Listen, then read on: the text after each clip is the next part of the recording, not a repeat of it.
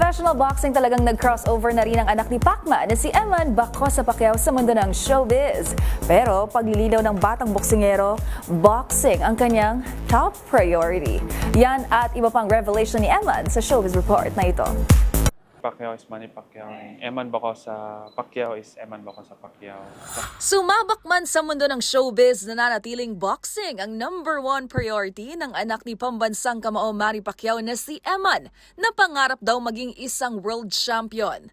Kamakailan nga lang, opisyal na rin itong ipinakilala bilang bagong ambassador ng local health and wellness brand na I Am Worldwide, kung saan nakasama niya ang idol na si Piolo Pascual.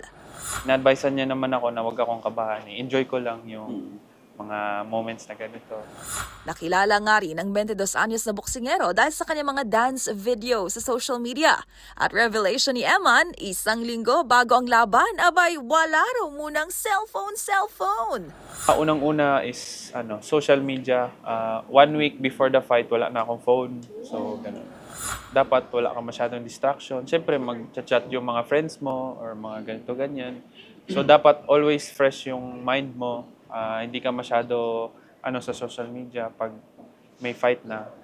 At dahil nga sumabak na rin sa showbiz, tulad ng amang si Manny Pacquiao na napanood sa Netflix reality competition sa South Korea na Physical Asia, if given the chance, may balak rin ba siyang sumali sa mga ganitong klaseng palabas? Focus lang talaga ako sa professional boxing Kasi more on entertainment yun. Pero okay rin naman. Gusto ko rin naman yun. If God willing. Yes.